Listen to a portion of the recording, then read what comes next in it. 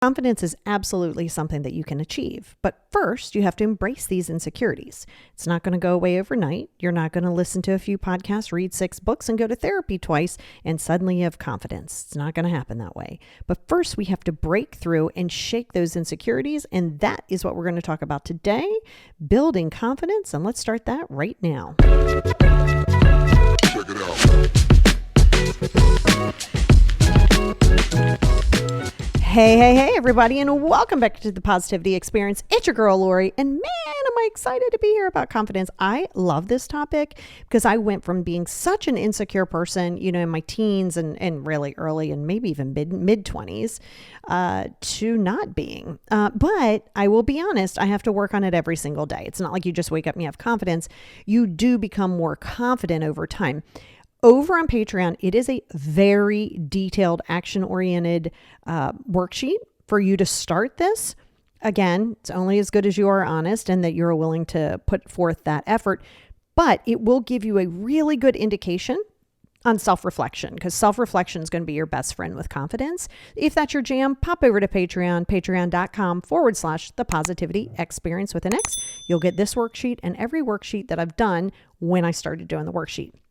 So let's go into this because, insecurities come from so many areas, right? And we know insecurities come from low self-esteem, okay? Lack of confidence. That's why we're here. That's life, right? There's going to be things that are going to challenge you. I don't care how good you're at something, how confident you are. There's going to be things that are going to creep up that are going to pique your sort of insecurities again. You're going to be like, oh my God. And then you just have to tame them. You have to go back through these processes. This worksheet, and when you're acceptant of your confidence, let's say you've walked into your confidence. Yeah, you got to still do these practices as they come up, and you actually want them to come up. You want certain insecurities to kind of creep their head. And the reason being is because it gives you an indication that, hey, you know what? Let's just go back and visit that. Because confidence also tells you, hey, I'm going to have to go backwards at times in order to go forward. Confidence tells you that, not insecurity. Insecurity will say to you, oh my God, what if I go backwards? Confidence says it's okay to go backwards. Do you see the difference in the mindset shift? And you're going to see that there's going to be a lot of that because you're going to have to challenge those negative thought patterns. And I'm going to give you some studies. I do a lot of study on human behavior. And some of these people who I've studied in different studies have just been fascinating to me. And I think it's because there's some generalization of just a handful of things that can build confidence, get you through your traumas. And again, I think everybody wants it to be more difficult than it is, or wants those fast fixes, like I was talking about last week, not insecurity, that too, but in lack of patience, right? Because lack of patience, there's some insecurity involved in that. And when you go back to that and you start seeing okay, it's all about a mindset shift. Okay, oh my God, I suck at this, I failed at this, or oh my gosh, what did I learn from this? What are my capabilities? What are some things that I can do now to embrace it and try to get more and more education? See, education is great if you're implementing, but you got to implement it, but first you got to know it. So number one, okay, now I'm going to go through some studies here in a minute, but I really want to go through about 5 of these, but I'm going to throw in some bonus ones too. I had written down 5, then I was like, wait, I want to add some more things. So that's kind of where we are. So number 1, first and foremost, is to identify your insecurity, right? It's not just good to say, okay, I am insecure. All right, that's not good enough. What does insecurity mean to you? When you say insecurity, what does it mean? Is it your appearance? Do you feel not pretty enough? Do you feel not smart enough? I'm going to stop right there for a second because I want you to identify that. I want you to identify what is pretty enough. I ask people this all the time and they don't really have an answer. Oh, skinnier. Well, why is that prettier? Because it is. No, that's not. Listen, everybody's version of pretty is going to be different. Everyone's version of, good art is going to be different. I've said that before. I can go into like the Smithsonian and I can look at something or go into an art studio and say, oh my God, that is so beautiful. And you could think, yeah, that's not my jam. Neither one of us are wrong. So remember, your perception on pretty is going to often go back to, maybe it's a parent. Maybe it's your parent that said to you, that makes you look a little fat. Or you see your parent, let's say it's your mom when you're younger, and she's always complaining about being fat. You instantly, and I use weight only because it's a big thing with a lot of people who have body dysmorphia. I've gone through that with my own binge eating disorder, any of the body dysmorphia that I had in the past. Listen, we always want to like enhance ourselves, and that's great. But don't think that that's what you have to do in order to be pretty. So I literally want you to really think about this right now in real time. What is pretty enough? Because there you sit. I'm not pretty enough. I'm not smart enough. Okay, let's go to that one. What is smart enough? Well, I should be able, The moment you say I should or I shouldn't, I need you to pause. Okay. Yeah. Are you going to be smart enough off rip to go do brain surgery? Am I? No, I'm not. I'm not. And that's a huge study. Like one of the studies I thought was just so good. It's the Dunning-Kruger effect. All right. Oh my gosh. I love this study because it's a good indicator of where your confidence level is. And you're like, well, what is that? Right. So David Dunning and Justin Kruger, they did this study about people who have a lower competency. I didn't say smarts, I said competency. And what I mean by that is, are you competent? And I don't mean mentally competent. Are you competent? Like, do you have enough competency right now to just go dunk basketballs? What is your competency? Are you competent of that? No. Pretty much no. Some people might be. The 1% of the population might have this level of competency. However, if you have a lower level of competency, you're going to overestimate your abilities. I can do that. I got it. This goes into lack of patience. This goes into feeling like, oh my God, why can't I accomplish everything? Because maybe you tried to do more than you can. Maybe you tried to do more than you can to prove some level of validation. Literally. Now, the other part of that study is people with confidence and competency and a level of competency that is maybe say a little higher in that situation. It's not about being smart. A lot of us are more competent in certain areas than others. Just how life works. That's human behavior. Accept that now. And when you have that overcompetency, very often you underestimate yourself. I don't mean self-doubt. But you kind of go, okay, well, you know what? I know I can do that. And then you'll surprise yourself even more by going, holy cow, I was really good there. It's not self-doubt. It's just, and when I say underestimate, I don't mean in a negative where you're like, well, I just can't accomplish that. That's not what I mean. And literally it was a study that's done. So any of the studies that I'm quoting have all been done. And there have been multiple studies on this, not even just this one. But it's one that you do study, and it's think about it. It's kind of fascinating. And I think we all do that to some level, and I don't think it's all negative. You know, I know for me, I can go on Pinterest or I can watch something on like some home thing, and I am pretty sure, yep, I can go and I can knock that wall down, and I am going to make the best bedroom, and I can redo the floors. Yep, I'm going to get the stuff. I can redo the floors. Why do I feel so confident? Because I'm not competent of that. I can get there. I can get that education, maybe. But because I sit there and go, yeah, this is what I want. I could do this. No, I can't. So in turn, I overinflate it. And then I go, oh God, no, that's too hard. Like, not that I can't do it, but I'm going to janky it up a little bit, right? Now, if I'm really good at it, let's say I'm a builder. I don't know. I'm a home improvement girl. I have my own channel. And I do it. It's not that I'm underestimating. It's just, it becomes a normal process. In turn, when you step up your game, it gets even better. And you're like, oh, who knew? So yeah, so it's an actual study that was done. It's all about how you look at it.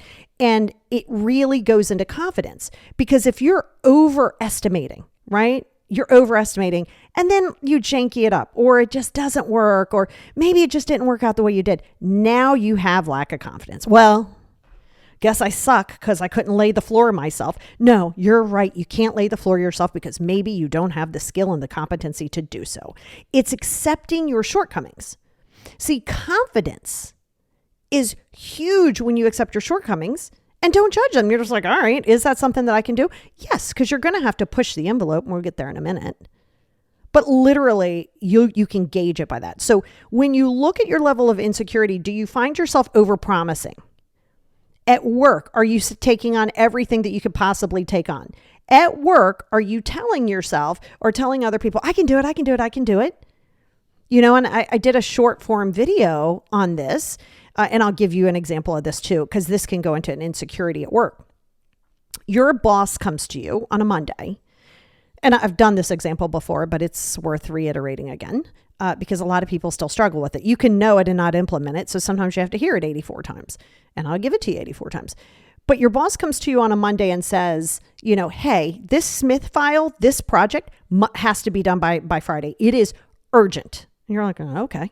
So you start working on it. Tuesday afternoon, 4:00, your boss comes to you and is like, hey, this Anderson project is super important. It has to be done by Friday. Now, if you know you are not competent and capable of getting that done by Friday, both of them, that doesn't make you not smart. That makes you wise to say, I cannot do both of these. See, to say you don't understand something, confidence. To show vulnerability, confidence. Confidence. Insecurity is like, well, I can't tell them I can't do it. Or, you know, oh my God, I don't really know, you know, I guess I'm going to do it. Now you're staying up to 4:00 every night and then you're burned out. Now you're mad at the job. Now you say, oh my God, I'm not competent. Why can't I do this? And why did it take me so long? Because you're biting off more than you can chew. So how would you approach that? You would go to your boss, let's call him Tom, and you'll say, hey, Tom, give yourself a minute, right? Don't just overreact like, oh my God, how am I going to get this done? Give it a minute. Say, hey, Tom, do you got a sec? Yeah, sure. And then you come in and you say, hey, Tom, Monday you gave me the Smith project. And then yesterday, say it's Wednesday, or say it's later, you know, earlier today, you gave me the Anderson project. And I know that you indicated that both have to be done on Friday. I cannot get both of them done on Friday. So you got to be honest. What is your capability? Is your capability of getting it done on Friday? Both of them. Because if it isn't, then you're going to have to really own that. And it shows confidence, right? It shows a level of confidence to say, I'm not capable of doing both of those. And then you say, however, just let me know which one you really want me to focus on for Friday. And I will be able, because you've already analyzed this, I will be able to get you the other one by Tuesday evening or Wednesday at lunchtime at the latest. Now you've put this back on him or on your boss, right? If you can't do it, say you can't do it. That is confidence.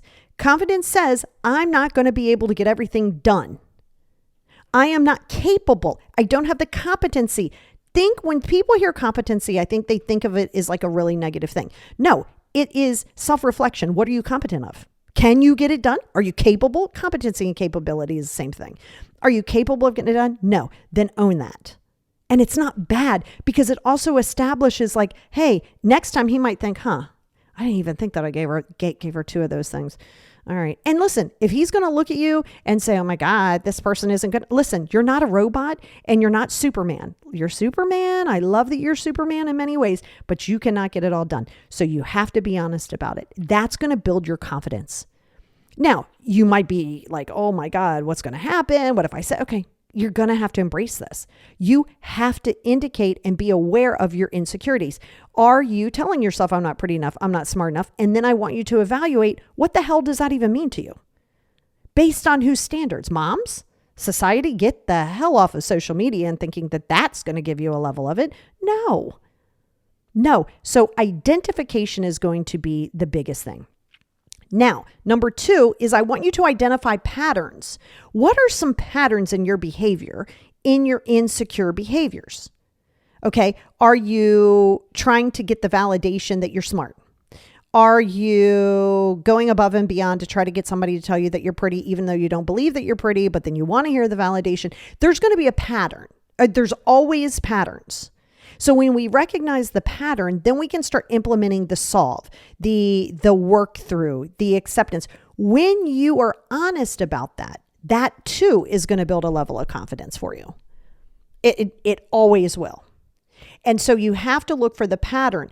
Here's a big one. Are you avoiding things? This is such a big pattern. Are you avoiding things? Are you avoiding by procrastination or just not dealing with it, fear of conflict? Are you avoiding taking a chance because you're afraid it's not going to work out, right? So we know perfectionism is 10,000% rooted in insecurity. There's no confidence in perfectionism, not even an ounce, not even a little teeny tiny bit. No. Perfectionism is rooted in every level of insecurity, never confidence. And that's a never. Okay. So when you have that fear of failure, are you constantly worried about, now go deeper with it, right? Your fear of failure is just a high level thing. We hear it a lot. Fear of failure. Okay. What does that mean to you? Okay. Is the pattern, well, then I'm not going to feel smart enough. Is the pattern, well, I feel stupid because I don't absorb things as fast as somebody else does. Why are we in comparison? Comparison is always 1000% rooted in insecurity. Now, inspiration is rooted in confidence. Okay. If I look at somebody, say it's an author, like I said, I'm in the midst of writing my second book and on the tail end of it, thank goodness. But, I've studied different authors. I want to know, I don't want to compare. I want to study. How are they more effective? What does that look like? Now, mine's always going to be a little bit more challenging because of my ADHD and my OCD that goes hand in hand. So it's going to take me a little bit longer, but that doesn't make me stupid. That doesn't make me less than, and I can do it on my time. I'm in competition with nobody. When you start to accept that you are in competition with nobody, not even really in competition with yourself, but you do want to use it as a growth. That's a good thing. That's built in confidence. I am confident to know that I still need to do work. I am confident in that. Okay, so if you find yourself doing that, look at what those patterns are, because you're going to find fear of relationships, fear of avoidance, fear of all of those things. You're going to find that there is a common denominator in that. A lot of it's going to be lack of self-love. But again, we can't say that either. Okay, lack of self-love. Well, we know you have lack of self-love, lack of low self-esteem. Now it's about what are you going to do to work through that? Right? We understand where it came from. We know. You know already. I'm not reinventing the wheel. You already know. But what are you going to do about it? What are you going to implement? Now, number 3 is challenging those negative beliefs and thought patterns, right? You've got to challenge it. Well, I'm not good enough. Why? Well, because I don't feel like I'm accomplishing that. Okay, so? Well, but when I was a kid, okay, we understand that your childhood and other things play a big role. You have to get to that spot, not to pretend it didn't exist, not to invalidate it, but not to hold on to it and say, these people have power over me still. To still focus on the childhood, right? Again, we know that you have to be in a position to accept your past, but not be a prisoner to your past, okay? And when you're not a prisoner to your past, your confidence becomes bigger and stronger. And I think that was the big thing that helped me through my my molestation and just some of the other things that I went through, was to take back my power of not feeling that I wasn't worthy enough, of not feeling. Now listen, as a child, you can't do this. You don't have the capability. You don't have the emotional maturity. You don't have that as a kid. We understand that, but you are here now. You are here now. What the hell would you tell a friend right now? Whatever it is that you're fearing, whatever you're resisting, I don't care. What the hell would you tell a friend? Because if you would tell them something different than what you tell yourself, why are you holding yourself to some weird standard that means that you're supposed to know more? Insecurity. Confidence says, well, I need to give myself some compassion because I don't know, I'm still learning. I'm still learning this. I can be vulnerable. Again, confidence. I'm going to go forward and I'm going to go back and I might go way back and then I'll be all right. Resilience. And there's a resilience study I'm talking about in a minute. And that actually really helped me. That wasn't the only thing that helped me, but that resilience is that fear of failure, right? And it's called failure in learning. It's a failure in learning effect. And that failure says, again, mindset, wow, that didn't work out, but what did I learn? Failure, or the fixed mindset, says, oh my God, I suck. I'm not going to try this again. Because you don't realize, as much as you tell yourself that you want to be confident, you don't know how to do it. And in turn, you try to avoid it because there could be a level of success there. What if it is something that you experience that you've never experienced before? You know, everybody wants this level of happiness, which is a whole other ballgame about confidence. What the hell does happy mean to you? Because it can't be another person who's going to dedicate their entire life to you. That's attachment. What is it that's going to make you happy? Because you're not going to go on level 10 every day in life. You're going to be a level 0. You're going to be a level 8. You're going to be a level 12. And then you're going to be a -4. Like, confidence says, I'm not going to remain in the same like joy or negativity. I got to roll with it. Confidence says it's okay for me to step out of my comfort zone, because it can be a discomfort zone. The odd thing, it's not odd. It's studied in human behavior on a constant. When you're used to something, even if it's chaotic, I can tell you that this is true. It was easier for me to stay in the streets as far as like, you know, selling drugs or just rolling with gangs and doing all those things. That was comfortable. Did I want to do it? I mean, I guess at the time I did, but did I want to do it? Not really. I had big goals, but I had no idea how to get there. And I was used to the chaos of the fear, of the uncertainty, but not in a good way. But I was used to it. So many people get used to this level of chaos, bad relationships. I'm not talking about abuse, but like just bad relationships, bad jobs, different. And you say, oh, I want to change. Well, then change it. Well, I'm not sure how. Good. Then use your resources. Stop telling me it's hard. Stop telling me you don't know how. Stop it. Then we figure it out. Book a session with me. I'll work with you. Book a session with somebody. Stop trying to look for fast fixes, but you have to allow yourself to be challenged in those negative thought patterns. I can't. I'm stupid. I'll never. I always. Catastrophizing is a big part of this. This always happens. That's not true. That's not true either. So you have to challenge that thought pattern, but look at it and go, wow, every time I'm challenged with something I don't know how to do, I shut down, I go into inner brat where I'm like, well, I don't want to do it, right? It's not even that you don't want to do it. It's that you don't want to put the effort in because it's uncomfortable. So you got to challenge these negative thought patterns. Okay, is this true? No. You don't know. No. You know what that's like saying? Like, I did it with my mom. If mom would have been alive, I wouldn't have gone through everything I went through. That is not a true statement because I do not know that 100%. It would have been different. Would it have been better? I don't know. So don't hold on to that. If I'd have done this, then that. Okay. Negative thought pattern. Are you here today? I don't care what you could have done 10 years ago. I don't care what you could have done last week. Take that and say, okay, what can I learn from it and implement it today for the future self, for your tomorrow self, but stop. Okay. Because that negative thought pattern is taking you back to it because you know how you felt in that, right? You know, as uncomfortable as it was, it's a familiar feeling, right? That's a reason that if we're stressed or something, a lot of times we'll rewatch the same movie or the same show because there's no thought to it. We know what's going to happen to the beginning, the middle, you know, where the arc is, and to the resolve, right? We already know. So there's not a lot of thought process. So we get comfortable in it. That's not helping you. So you have to challenge that. Now, here's the deal. Number 4, you got to expose yourself to these fears. There is no level of confidence that is going to come and then you are going to do the things. It does not happen. You have to be pushed to the limit where you feel like, I am never going to be able to do this. Okay, I don't care that thought pattern right now. You're going to go through that fire. You can't go around it. You can't pretend that the fire is only burning in the corner because it's constantly in your head. You've got to set yourself up to be exposed and you got to do it a lot. You don't get to go one time and be like, okay, I did it. Woo, got it. Great. Appreciate it. Love the fact that you did it. Got to implement it again. Don't wait 6 months. Do it again. But it's scary. I don't care. And nor should you, because the scary goes into the insecure, goes into the fear of failure, goes into the fear of unknown, goes into lack of control. Confidence lets go of control. Confidence says, let's ride the wave. We'll see where it goes. It might work, it might not, but we'll figure it out. That's the resilience factor, right?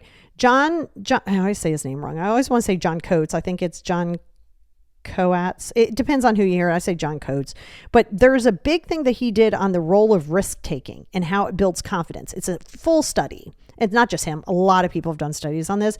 Harvard's done studies. A lot of psychiatrists, psychologists, professors have all done studies on this.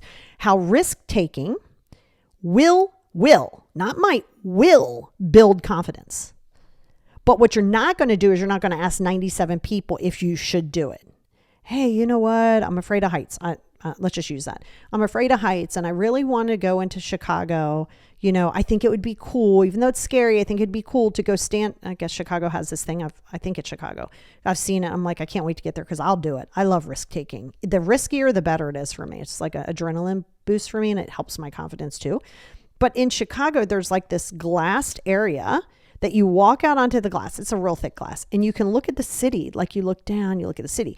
So let's say you were like, I am petrified of heights. Then that's what you would do. You would make a road trip to that, or you'd find another thing that you could sightsee up. I don't care that you don't want to do it. Do you want to build confidence? Because if you really want to grow into a growth mindset and you want to work through and gain confidence, stop saying you're afraid. Do it anyway. Go, like I said, go get a Nike hat, wear it every day, put Nike stickers all over everything you own. Just do it. And then you're going to look at what the pattern is. Okay. And this helps a lot because exposure will give you confidence by going, okay, well, that's scary. I peed my pants, but I can change my underwear. You see the mindset shift instead of like, oh my God, I did it and I peed my pants. How dumb am I? Why? You faced it. Not peed my pants. Well, there's a reason to go to Victoria's Secret now. How do you see your life? Do you see it as life doing it to you? Or do you see your life as creating opportunity? It's how you see it. It is a mindset shift. This is the difference between insecurity, negative thought patterns, fixed mindset, to growth mentality, positive thinking, and allowing yourself to shift that mindset.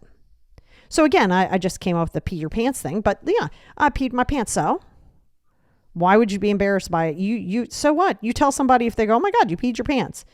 You go, I totally did. You know what? It's the first time I actually embraced myself. Peed my pants, but I'm still alive. Why do you care about the embarrassment? Why do you care about the judgment? Insecurity, right? Confidence walks into a room. When you're confident, you walk into a room. You know that you're not better than anybody, but you're also not less than anybody. Insecurity walks into a room and says, I have to prove myself. Or you know what? I'm going to make myself really small. Why? Every human being is flawed. Every human being is going through something. Every human being is pretty much equal here. Fine, you have different levels of competency and capabilities, and yes, but it comes with effort. I've told you guys this before. I have people all the time saying, oh my God, you're so confident. I was not always like this, and I work daily on it. You know, Carol Dweck's did an amazing study on growth mentality, right? Because growth mentality says, you know what? I can believe that with hard work and effort, I can at least achieve most of my goals. Maybe I realize that I'm not competent of a certain thing. Maybe I'm not capable of that long term. But you know what? With hard work and dedication, these things that I do have competency to, I will have growth mindset behind it. You don't have to say that, but it is what it is. And you can tell yourself, I will have growth mindset, and that builds confidence. That is studied. These are studies. These aren't me. This isn't me telling you. This is just me like reiterating that this is real. This works. But go back to last week. It isn't going to work tomorrow. It isn't going to work yesterday. It is going to take consistency and is going to take constant exposure. That is the only way that you are going to build confidence. Again, don't read books, listen to podcasts, listen to TikToks and all of these other things and YouTubes. And then suddenly you think, okay, I'm ready. Stop it. Get ready now. Do it right now. But what if, no, what if? So what? Do not start telling everybody everything because it's not for everybody to know. Not everybody is looking for your promoted growth, And a lot of people, most people are going to send their projections onto you about what they're afraid of. Well, what do you mean you're going to go to Chicago and step on this glass? Are you crazy? Oh my God, I could never do that. Well, now that's in your head. Who cares? Then they don't have to go. Stop looking for the validation that, yes, go do this. Stop. It is self-reliance. And so that's another study, right? That there is a correlation. Albert Bandura, I believe, did this, where the higher the self-efficiency that you are, the more confidence that you have. Listen, I'm not asking you to go be hyper independent and carry the refrigerator in on your back and never be around people, but rely upon your own judgment. Rely upon the fact that you might make a mistake and you'll be okay. Rely upon your self-effectiveness. Go into that. Don't read into that. Go into that more for yourself. Like, that's the only way that it's going to happen.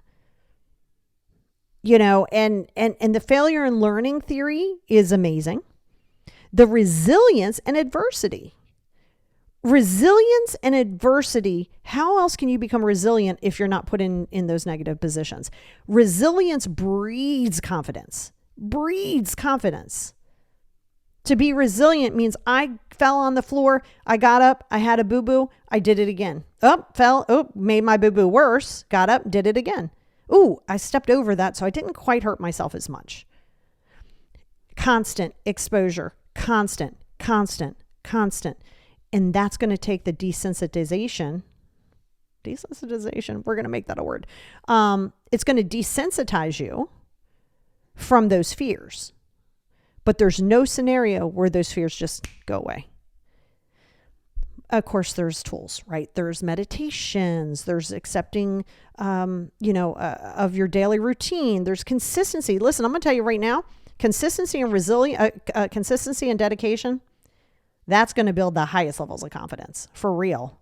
I don't feel like doing it. So what? Because the moment you don't do it, the moment you don't stick to your schedule, now you go right back into the, I can't even keep with a regular schedule of journaling. Well, then do it.